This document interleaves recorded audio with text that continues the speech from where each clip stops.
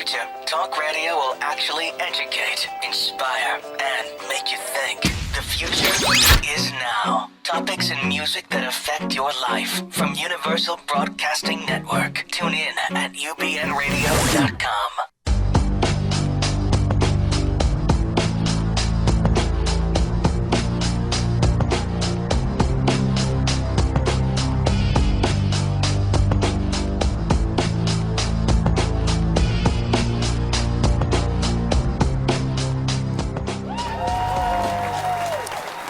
And greetings and salutations, everyone.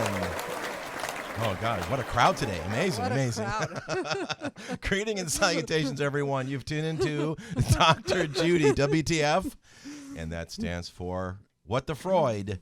And we are here to talk about some amazing stuff. And Dr. Judy and I, Walt Lusk, your host, is in studio. We're going to talk about a show today. We're topic driven, and if you want to give us an idea, I was chatting with a friend of mine last week, and they came up with this topic, and I can't believe you and I haven't come up with this one before, Judy. Well, we kind of indirectly talked about it many times, but I think we're just going to kind of bring it to the forefront now. We're going to dance around a little bit. No dancing. Put okay. it on the table. Okay, baby. And the title of the show is entitled Unable to Move On in a Relationship. If you've ever been in a relationship or you kind of still are in a relationship, but the relationship isn't there, this show is for you. And, of course, it's a call-in show. So if you want to call in and get on the couch with your emotional ouch with Dr. Judy, you can call us at area code 323-843-2826. And, of course, you can pull us on Stitcher and iTunes or listen to us live on the UBN app or ubnradio.com or iTunes. And I think we're going to dive into a lot of information today on this show. I wanted to start with a couple of quotes I've stumbled on, and one of them was actually, interestingly enough, was from Facebook. I never hate you for not loving me anymore, but I hate myself for still loving you. Yeah, I think a lot of people wish that they stopped loving the person and then release themselves from the pain. But it doesn't quite work that way all the time, does it? No, it doesn't. And we're going to dive into why in a moment. Very much so. Yeah. And so if those of you who've been listening to the show before, you might know about my mind map for healing human disconnect. And wherever we're disconnected from is created a pain. And the pain which we're talking about tonight is the disconnection from a relationship. And the blueprint of that is not in the here and now, but the blueprint of that is at the causal level. And so I want to get into that a little bit so that I can prep your mind, so to speak, and mind map you through why it's so difficult for people to break up. And it all starts with attachment theory. It all starts with the idea that when we are infants, and if we don't get what I call the narcissistic supplies, meaning the proper emotional goodies that we need to be healthy human beings and formulate a healthy human psyche, then what happens is that we pair up with people who will replicate this pattern of attachment. And so let me just go over these principles. And those of you who want to follow along, if you're listening to us on an iPod podcast, you can go to www, of course, .drjutywtf.com and see the mind map. And there's, of course, a plethora of other information there as well. So, beginning with the beginning, the causal level, if at the beginning of life we don't get the necessary elements like eye contact, skin contact, breastfeeding, consistency, a certain level of attunement that comes from the mother, because after all, we are nurtured from the outside in. And when we're nurtured from the outside in and we have good enough mothering, so to speak, good enough caretaking, then what happens is that we internalize the ability to regulate our emotions. And so when these emotions become dysregulated, we can turn inward to our good object relations, so to speak, the good relationship between that internalized mother figure and caregiver figure, and have a solid, healthy inner core. And when this doesn't happen, when primary caretaker is absent or inconsistent or not mentally healthy or on again and off again, then it disrupts our internal regulating system, and therefore we're prone to have emotional ups and downs, and then we're prone to latch on to people who we're hoping will regulate us, but end up sometimes not doing a very good job and throwing us into further trauma. Oh, come on. You can say chaos. Chaos. Okay, I fine. hate it I when will. I hate it when that happens. Okay, so put up the mind map, and then you can all see from the very beginning how this starts. It's 9 panels. Right. And this is a from through to model. I now call it how we encode, how we have to decode the negative encodings and then recode, because that's how I do the therapy. I look at the encoding of the person, and then we have to tear down the system that doesn't work, and then we have to build it back up again, paradigm shift, and recode. All sounds so simple. It's not simple, folks, and it's just like having a virus in your computer. You could sit there all day long and try and figure out the virus, but until that virus is pulled out, you got a virus, and the computer's not going to operate properly. And as you probably can imagine, it takes some antivirus programs to do that, meaning you can't do it by yourself. Right. And so I called it the psychovirus. There you go. Psychological virus. Yeah. And it is psycho because it makes us feel psycho, and it cracks our lens of perception. And then we start seeing things in a very distorted manner. I see this all the time in my practice.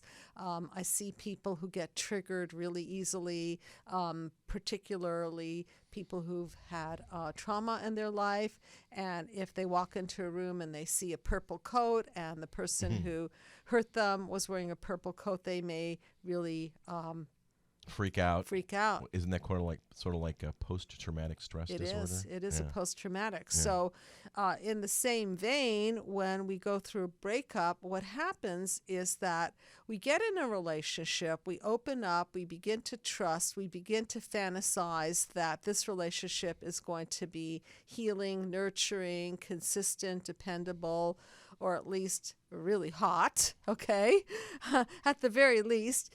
And then when it begins to crumble and the detachment occurs, then what happens is it starts triggering off all the past attachments starting from infancy. So if you or anybody you know has had massive disconnects from the first few years of life, and by that I mean things like if you've been in an incubator and you haven't been touched, if you've had inconsistent parenting, if you've been abused physically, if you've been neglected, which is a major form of abuse, then there's your blueprint. So now, skip to today, you're in a relationship and that person isn't giving you eye contact or is inconsistently attending to your needs or doesn't attend to your needs.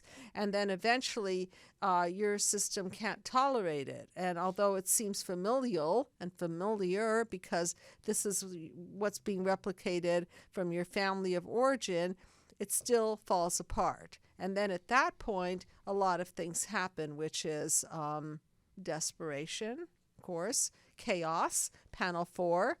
When the bonds are broken, chaos occurs, defense mechanisms happen, which is that people will try to soothe the hole in the soul and the pain by maybe drinking too much or eating too much or turning to porn or quickly rebounding with another relationship or sexualizing their aggressions. And then at the end, that will break down even further, and there will be either an implosion, which is a major depression, or an explosion, which could be and a tremendous insult to injury. Right. And as we say on this show, do not implode and do not explode, but unload. So again, if you have an emotional ouch and you've got a relationship you just can't get over, give us a call at 323-843-2826. Lan Landers said something that was interesting. Some people believe holding on and hanging in there are signs of great strength. However, there are times when it takes more strength to know when to let go than to do it. Yeah, I loved Ann Landers. I used to always read Dear Abby, and it does take great strength because we have to go to the infant self to really understand this best. And what the infant is doing is very survivalistic, because that little baby within is trying to hold on to a bond of the bond to the original caregiver, which is mother, father, or whoever is the primary caregiver. And to let go of that attachment is really death to Well, that person. It's interesting you should say that. Psychological death, physical death, some form of death. Interesting you should say that here, because there's an article entitled Break Up Detox, How to Move On When You Can't Let Go. And in the middle of the article it says, you have suffered a death. Right. The death of a dream. If you didn't deal with your grief honestly, it'll pop up when you least expect it. Surrender to the illusion in your head of being in control and of your life, and surrender to a greater force. They say that trying to forget someone you love is like trying to remember someone you never knew. The brain says time is up, but your spirit and your heart is telling you you're still enmeshed with that other person. Yes. Yeah. So this is something that they suggested to write down and say to yourself every day until you don't need to. I thought this was kind of interesting. If he or she was for me, he or she would be with me. Right. If it didn't work out, they're not the one. Right. He or she's not happy. He is not my happy ending. I will not break, although I may feel like it. I am stronger than I think. And in order to feel stronger, we have to have those basic core supplies emotionally. And Yeah, if we don't have those supplies, then it is excruciatingly painful. And although our brain might want to let go and move on, our emotions are still reacting And they are to that attachment, to that desperate need to have another to hold on to, or else really the person feels that they're going to die. And there's more here that validates that so easily. Why is it so hard to let go? When you're in love and physically intimate with another person, your mind, your body, and your spirit are engaged. Your heart collaborates with your brain, connecting chemicals to create a bond that feels unbreakable. Right. Until it is. Seems like you're going crazy when it's over, because withdrawal from that person is the same as a withdrawal from an opiate like heroin. Well, that's because Love addicts go from person to person to person without ever healing, which is what you're talking about. Right, because that chemical spillage into the body, which is all those wonderful endorphins and the dopamines and all of that stimulating chemical high that we get from being in love and having sex. That's why when we have to go through a breakup, it's really important not to be smelling that person, tasting that person, hearing that person's voice, looking at that person. And we'll get more into how to Again, breakup detox. Detox from this, but this is really, really a serious problem, to the point where they have Loveaholics Anonymous, and they have groups for people who need to detox from relationships and retreats and so on. But again, I was going to say, interrupt you. Some drugs require quitting with a step-down system, which we've talked about in terms of your Habit Breakers, Habit Makers book, and others require cold turkey. Right. If you've tried to do it gradually over someone that you're still stuck with, it's time to cut off at the source. End contact and close the door. It's called a breakup because it's broken. No more emotional cutting, like reviewing his Facebook page or their happy photos. It's time to go in detox mode. So it's time to go in cold turkey. Get rid of all the stuff that reminds you of them. The cologne, the photos, the mementos, all that stuff. But you have to deal. If you don't deal with the grief, honestly, it'll pop up when you least expect it. And it'll pop up in dreams, of course. Many dreams are going to incorporate the theme of loss, the theme of anger, and as Elizabeth Kubler-Ross talks about, she did a lot of writing on death and dying and grief process, the anger, the denial, the bargaining, and the long road to acceptance. is a long road, and it's not a smooth road, and it's not like you're marching through these stages, but you might feel these feelings pop up. And what really makes it very, very difficult is when triggers occur, so that oftentimes people will hole in after a breakup and they don't want to listen to any music. Why?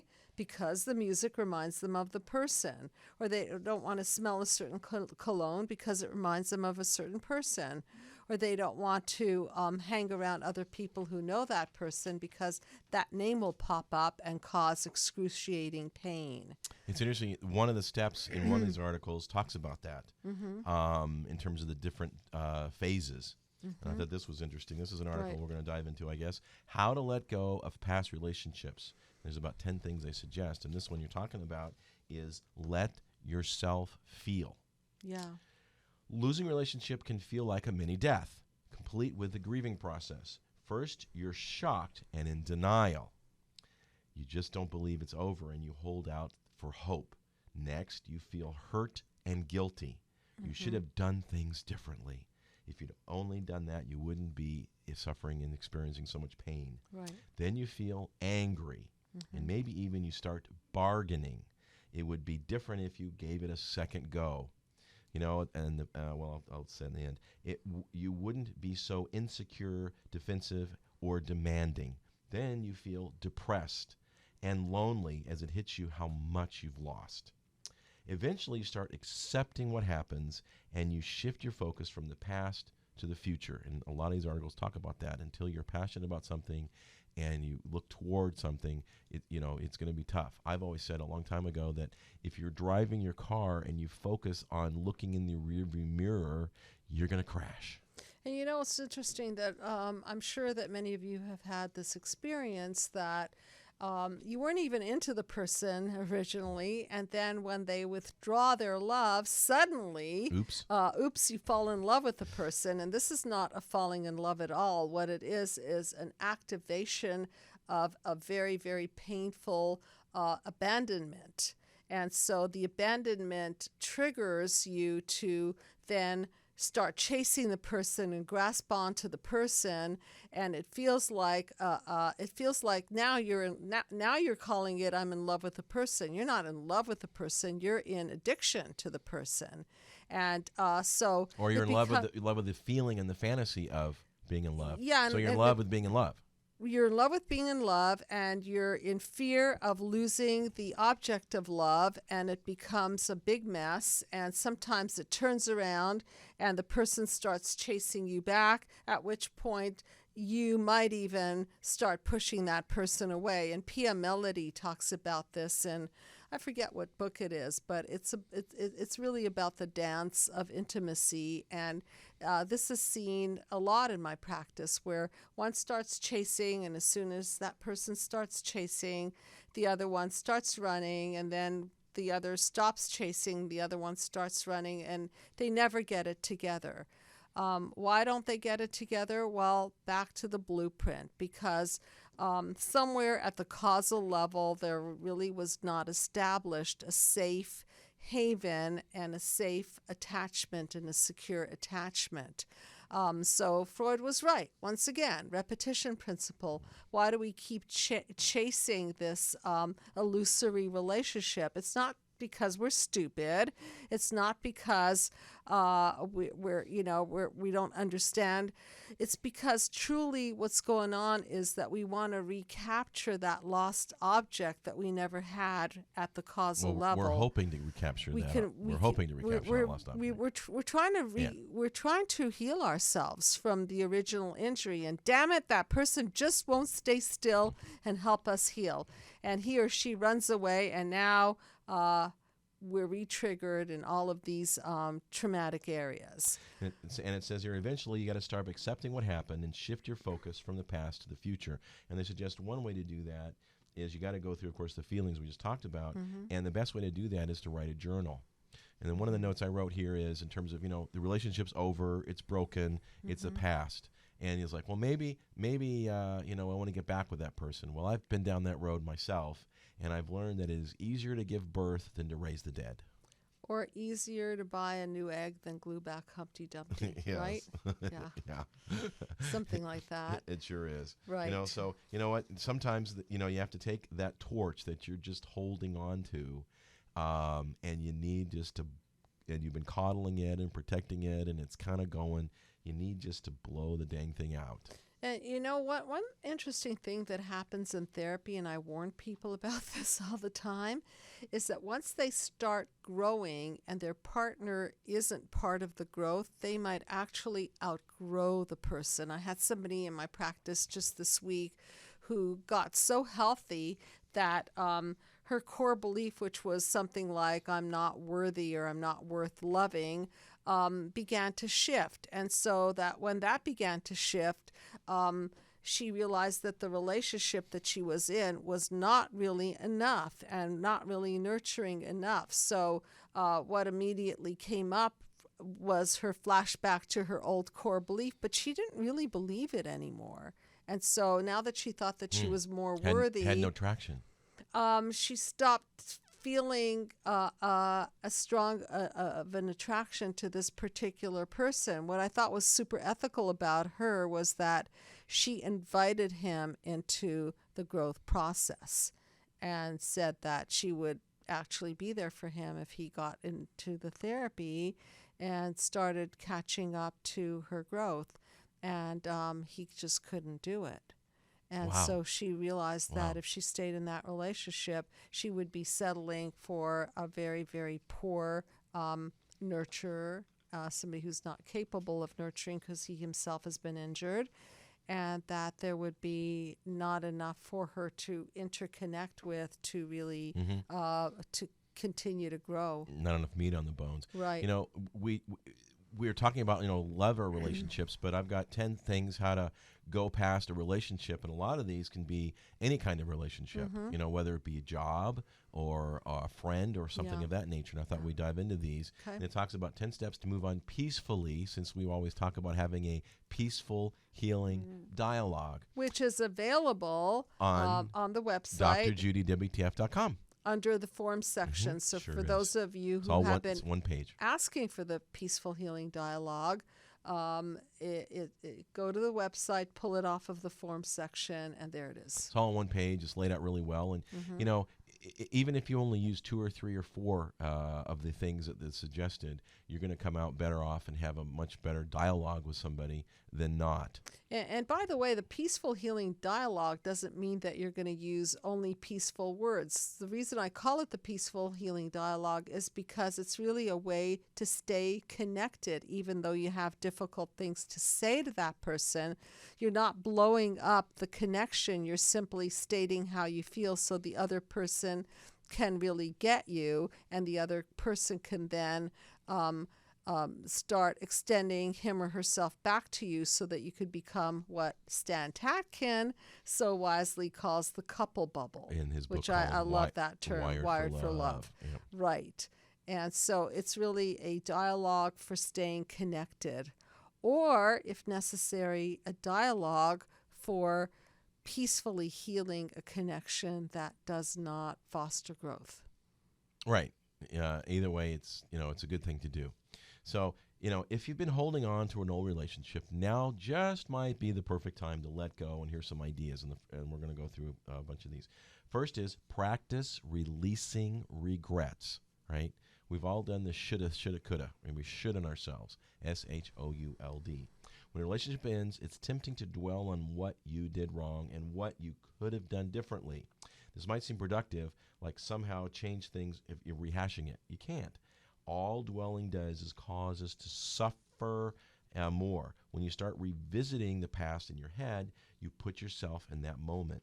Focus on the good things and on your current situation. Don't do the what if stuff, because the what ifs never pan out. Second is work on forgiving yourself. I know we all should in ourselves. You might think you might be the biggest mistake in your life, but there's nothing good to go down that road. Okay? Instead, keep reminding yourself that we're all human. Okay? We're all entitled to make mistakes. Everybody does. And if you learn from them, then that means we can move on and improve. also keep in mind that if you want to feel love again in the future, the first step is to prepare yourself to give and receive again, right? Right. So you have to forgive yourself. And I also want to say that it's really, really hard it's impossible to put forgiveness before you release the anger.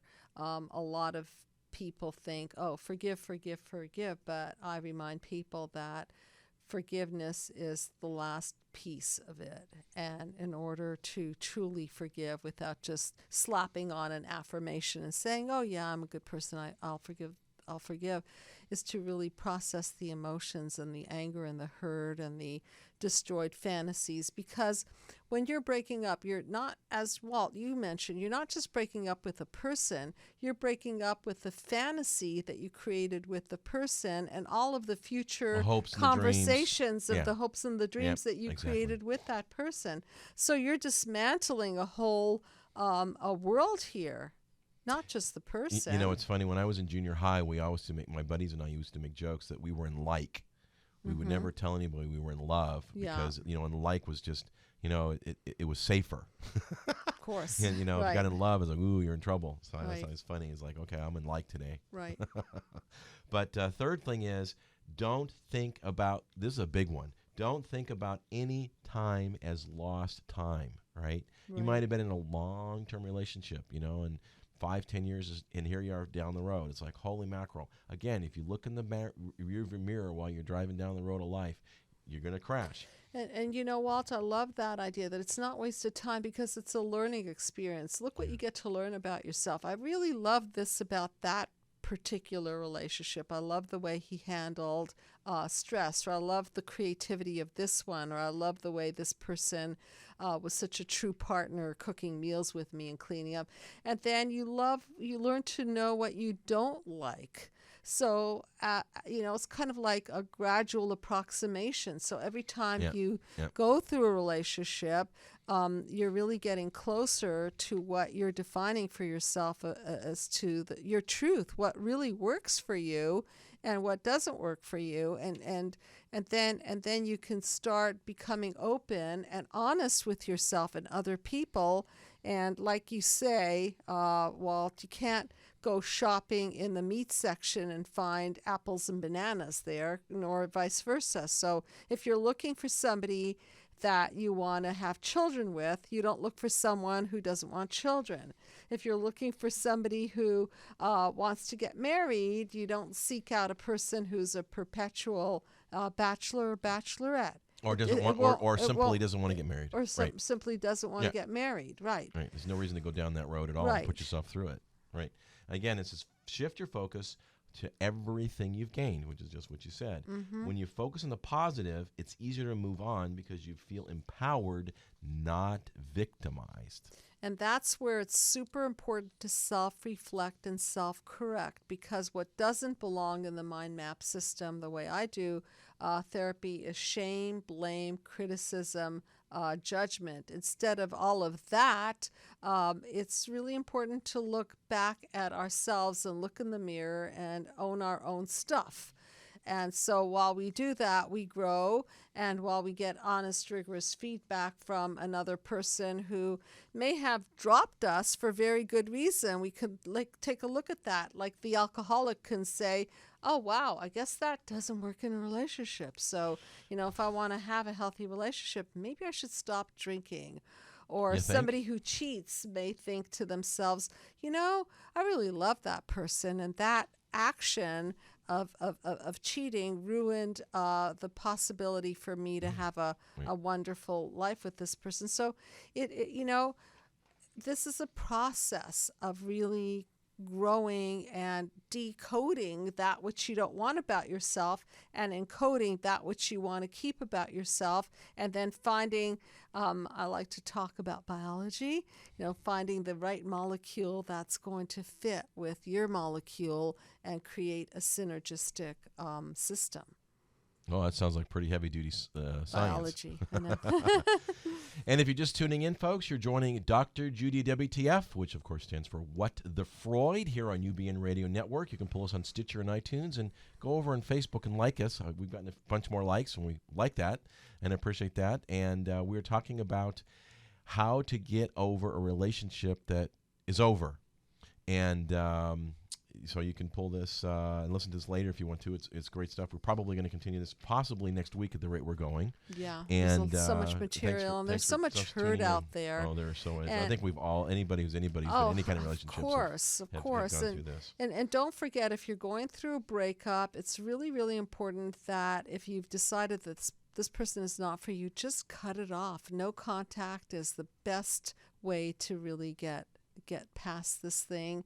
And watch out for your defense mechanisms, because there are unhealthy ones and healthy ones. And if you're feeling that you have that hole in the soul feeling and you just want to drown it with alcohol or food or drugs or jumping into another relationship, then you might want to think twice, because it's not going to fill the hole in the soul. It's not. It's funny. It'll anesthetize it at best. At best. Right. It's funny. I have an expression of my own. It says, no surgery is painless.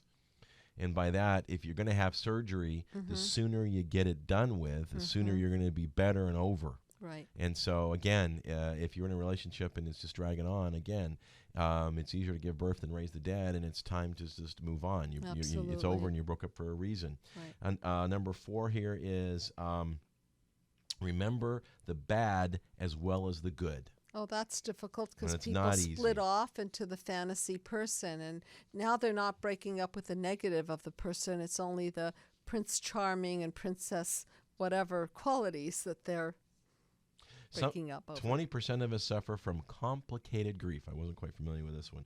A persistent sense of longing for someone we lost when romanticized memories of that relationship. So the longing can have an addictive quality to it, and additionally rooted in our brain chemistry. We just talked about the science. So it's easier to let go of a human than a hero. Yeah, and that's where that pining comes, that unrequited love and the poetry and the Romeo and the Juliet, where they don't quite make it. No. And a big suggestion, number 5 of the 10, reconnect with who you are outside a relationship. Reconnect with any people or interests that you had that you might have just received less attention while you were attached. Maybe the strong, happy, passionate person you were attracted you to your ex. So that person will get you through the loss and attract someone equally amazing in the future when the time is right. So not the sad, depressed, guilt-ridden person clutching on to what was. You know what? You gotta get out there and live your life and love the life you're living. And spare your friends the traumas and the dramas and the repeat stories, because they'll hear it once, they'll hear it twice, and then they'll say to you, I don't want to hear that name again. Like are we still on that? I'm done hearing the story. And we've already talked about this one. Number 6, create separation. Hope can be a terrible thing if you keep stuck in the past, right? So you will love again. You won't spend the rest of your life alone. In one way or another, you will meet all kinds of people to create all kinds of possibilities. If you forgive yourself, let go, and open yourself up. The other day I was seeing a woman who recently had to let go of a relationship, and she says, how am I going to move on, because I'm so attracted to this individual? And I said to her, well, if that individual were healthy for you, then you could move on with the individual. But in this therapy and over the course of the work we're going to do together, you will see that as we code the old encoding, your romantic taste buds are going to change. Romantic taste buds. Right. Ooh, I assured her that her taste delicious. buds, like she might have a taste bud for wild men who cheat on her. And by the end of this, it's like, ugh, like, really? Does that really make you feel delicious inside? Well, our tastes become more refined. Yes. And to that note, we got a call in. Great. Hi. Hey, thanks for calling. You're on the air with Dr. Judy and Walt. Hi, Dr. Judy and Walt. This is Nick. How are you guys doing? Nick at night. Hi. We folks, if you don't know, Nick was a guest on our show a month or so ago about some relationship issues and what's new. Well, Walt, earlier today I had a nice conversation with Dr. Judy just to give her an update on my marriage. And as I told Dr. Judy, and she was very happy to hear the news, and you will be too, Walt. My wife agreed to go into therapy, so that's good news. Awesome. That's wonderful.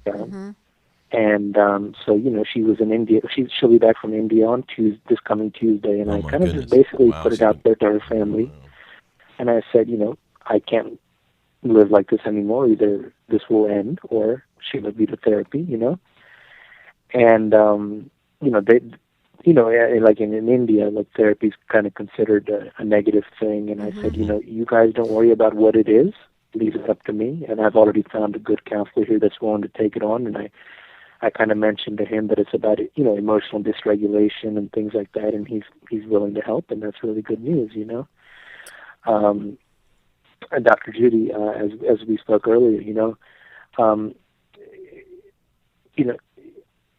it's a blessing for the both of us. It was a blessing for me that I was finally healed so much, as you know, and a blessing for her that she can heal here in America, because it would be very difficult for her to heal over there, So Well, I think this turned out to be kind of a blessing for both of us. Well, the thing is, you're here and you're her husband, for crying out loud, right? So, Right.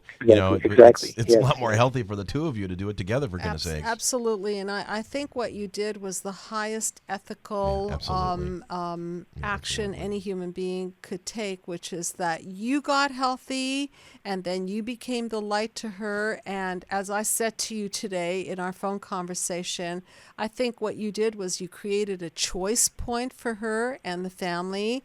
And I thought it was brilliant, because sometimes we have to checkmate people out of pathology, because pathology is a really ugly animal, and sometimes you have to meet fire with fire. And I think you stood up for yourself, you stood up for her, you stood up for that family, and you stood up for gave, you stood up for your relationship, your marriage. You did. You gave that final invitation to her, which is come with me into health. And I just think that whatever happens out of that, and I said this to you before, and I'll say it again, I think that either way you will feel amazingly good about yourself, that you were in total integrity and did the work, and reached out to a human being that ultimately you do love, and invited her to do the work and set boundaries that say, look, you have to do the work, and I will be with you while you do the work, but you cannot continue to treat me this way. So I really applaud you in what you did. And you, Walt, you might remember too, last time we spoke, the 2 sessions we had, I mentioned a lot about her mother and how she's so enmeshed with her mother. Yes. And I told, she has 3 brothers, and we were speaking on Skype, and I said, look, guys, like they said to me, no, Nick, if you divorce her, then her life will be ruined. But I said, okay, you don't want her life to be ruined, then you guys need to help me. And how is that? You're going to help me? You're going to help you and helping her as well. You're going to keep your mother out of my marriage. I think that's brilliant. And they said, okay, because it's come down now to their sister's dignity. Yeah. So if it's about your sister's dignity, then you're going to help me. Well, if you've got some cheerleaders at home, and kind of like, Mom, you can't do that kind of thing, then there's obviously hope for you guys. And then you said something. Exactly. I didn't want to interrupt you. You did say something that I was really impressed by, which is you said that you became an observer. Go ahead and tell that piece of it. Oh, sure, yeah. So basically, Dr. Judy and Walt, here's where I am right now, and I'll just kind of say this in like a minute, because I don't want to take up too much of your time. I've become, when I hit rock bottom last year, it forced me to get healthy, okay? I've done so much work to heal now that I finally understand that in a marriage, we're not one person. We're 2 separate people, okay? So when she has a bad day, or she's angry, she's upset, dysregulated, that's her emotions. They're not my emotions, okay? So instead of trying to jump in and rescue and save, which I've done all my life, I take a step back, I put up the stop sign and say, wait a minute, that's her emotions. I'm not going to absorb them. I'm just going to observe them. And then when she's calmed down, I'll say, hey, look, I'm here to listen, and I'm here to support you with your issues, but I'm not absorbing those emotions because they're not my emotions. Right, Dr. Judy? Well, You you're not sound taking, so healthy. man, you're not even taking ownership Yeah. of it. I mean, you're Yeah. willing to assist and lend a hand, but not own it. That's fantastic. And my anger is gone, my resentment is gone, my depression is gone. I feel great. You know, for the first time in my life, my self-worth belongs to me. No one has to validate me. I control how I feel about myself. No one's going to bring me down, okay? And if the therapy works, wonderful. We'll live a nice, healthy life together. If it doesn't work, I know that I exhausted every avenue to make it work. Yeah. You're working toward to make it happen and make it work, not giving excuses that it didn't work to bail. And, you know, I believe a lot in God, as Dr. Judy knows, and this situation was a blessing for me to heal, Right, and a blessing for her to heal, because had she married a man in India, he was not going to help her heal, you know. And then with her mom right there close by, of course she wasn't going to help either, you know. Yeah, would have been a disaster. The only real way for this woman to heal was to basically leave and go very, very far away like she did and come to me. And I'm going to do my best to help her. But keeping in mind, first I take care of myself because I'm a separate person. I'm self-differentiated. I will observe it, but I will not absorb it. You sound super, super healthy, and obviously you've taken your journey very, very seriously, and you've done the work, and that's why once we do the work, we become a light to another. So now you can literally extend a stronger hand to her, and if she grabs that hand and you can pull her up and help her elevate herself, what more can we do as human beings but to lend a hand and elevate another human being? And you're really embodying that spirit. You know, the one analogy that comes to mind really fast is, I've used it before, is in an airplane. If the pressure drops and the air mask comes down, you have to put it on yourself first before you can help somebody else. And that's what I did, Walt. Absolutely. That's exactly what I did. Absolutely And I'll just finish up with this, you know, with my belief in God. You know, as I told Dr. Judy earlier on the phone today, at first I was kind of mad at God, like, what, you know, why did you put me in this situation? But now I know why he put me in this situation, because he wanted me to heal. He loves me, and he wanted me to heal.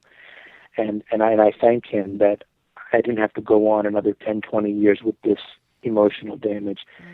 You know, I hit rock bottom, and I healed, and I will try my best to help her heal. And I'm not going to rescue or save. I'm only going to assist. Beautiful. From well, a distance. What you're going to be in reality, Nick, is her rock. If she Right. decides to make you her rock, and obviously together and with therapy and the Lord and whatnot. But that's what is a decision and a choice she has to make, because she has to leave mom and cleave to you. Exactly, and now they know that I'm not messing around. Look, I mean business. I'm not going to be depressed anymore the rest of my life, okay? This is serious. If you care about your sister, you want her to have a happy marriage, you're going to remove your mother from this marriage. And that's the bottom line. I love that. And if you don't, I'm an adult, and I'll take the decision that I need to take for my own healthy life. There you go. I really commend you, and I'm so happy to hear this update, and I want. And I'll keep you updated, Dr. Judy. Yeah, I'll keep you updated on the therapy. Okay. On the therapy, you know. Okay. And I'll email you time to time just to let you know how the therapy's going, Awesome. and I hope I give you some positive results. Very, very. Well, very we'll look forward to wonderful more. to hear this. Yes. So, thank you so All much. right, guys. Nick, Well, for thank you calling for in. having me. have a great night and morning. And I'll talk to you guys soon. My Take care. pleasure. Thank you. Take care. Bye. Bye. And that was Nick at Night. We had a 2-episode show with him over a month ago. In terms of was talking about was it codependency? I'm trying to remember, or was it borderline? I can't remember which show it was. Yeah. But if you want to learn more about his process and what he learned, he found us, and we kind of helped him on his journey. And of course, he's done a lot of work on his own. He's in 2 support groups back there. Code is one of them. We talked about Codependency Anonymous, and of course, has read a bunch of books and has learned and listened to a lot of our shows. Yes, he So has. we are making an impact, and thanks for listening and being a part of that. And we're going to continue this theme We're going to have to next week. continue this next Yes. week because we are out of time except for our song that we're going to shrink. And it's Okay. actually surprising we haven't shrunk this artist before. So we will continue with how to let go of relationships and how to 10 steps to move on peacefully. So the song we're going to shrink is, it's entitled Someone Like You by Adele. So I'm going to read the lyrics, and then Dr. Judy is going to interpret it from her experience in the mind map perspective. And then, of course, we'll close out with a song. I heard that you've settled down, that you found a girl, that you're married now. I heard that your dreams came true. Guess she gave you things I didn't give to you. So her low self-esteem is showing, which is that obviously you found somebody better. She gave you what I couldn't, so there goes her core belief activated, which is probably something like I'm not good enough. And invalidated it because you found somebody else. Yeah, right. And so that she's got this fantasy going that his life is so much better off. It may be, it may not be, we don't know. And you got to keep in mind that sometimes people choose other people not because you're not good enough, but that you're just not a good fit or you're not where they need you to be at that point in their life. The cliche phrase is everybody makes a big deal about the phrase soulmate, soulmate, soulmate, soulmate. Mm-hmm. Well, another one you might want to consider is soul match. Soul match. Soul match. Mm-hmm. Old friend, why are you so shy? Ain't like you to hold back or hide from the light. I hate to turn it up out of the blue uninvited, but I couldn't stay away. I couldn't fight it. I had hoped you'd see my face, that you'd be reminded that for me it isn't over. So she's hoping that this person, her old friend, will see her face and see her pain and have empathy, and that'll trigger off his desire to not hurt her and not leave her. And so now she's beginning to sound a little bit like a borderline personality. You know, she can't stay away. So let's see what she says next. Never mind, I'll find someone like you. Mm-hmm. I wish nothing but the best for you too. Don't forget me, I beg. I'll remember, you said. Sometimes it lasts in love, but sometimes it hurts instead. So here's her denial. Never mind, I'll find somebody too. You know, maybe somebody better. I wish nothing best for you. That's the BS. Like she wishes that he drop dead and die. and then, you know, there's this little thing of, well, you know, please remember me, because not only is she grieving the fact that he's gone, but that she's afraid that she'll be forgotten, which is even worse. You know how the time flies. Only yesterday was the time of our lives. We were born and raised in a summer haze, bound by the surprise of our glory days. So this is the idealization that everything was so beautiful, and you know, and what happened to those glorious days. I hate to turn it up out of the blue uninvited, but I couldn't stay away. I couldn't fight it. I hoped you'd see my face and you'd be reminded that for me it isn't over. Never mind, I'll find someone like you. I wish nothing but the best for you too. Don't forget me, I beg. I'll remember you said sometimes it lasts in love and sometimes it hurts instead. Right, so she's resurrecting herself and she won't let go, but then she goes through the stages. Yeah, like I'll show up, but never mind. You know, so there's this kind of a feeling of I'm gone, I'll be back. No, never mind, I'll find some. So understand the pain and the confusion of internally what this woman is going through. Nothing compares, no worries or cares, regrets and mistakes. They are memories made. Who would have known how bittersweet this would taste? Yeah, so with that love, she tasted the pain, and so she's probably replicating her first few years of life, which was that somewhere in there in the blueprint, love and pain got meshed together.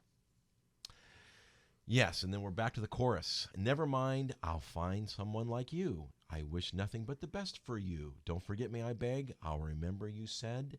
Sometime it lasts in love, but sometimes it hurts instead. And that is Someone Like You by Adele, which we're going to close out to. You've been listening to Dr. Judy WTF, which of course is What the Freud. I'm your host, Walt Lusk. And Dr. Judy Rosenberg and I will be back next week, and we will continue our series on how to let go of a relationship that you need to let go on. And if you want to write us, you sure can, and get our notes or comments or suggestions for the show or questions at info@drjudywtf.com. And, of course, like us on Facebook or contact us on Twitter. Until next time, God bless everyone. And are we going to hit play here?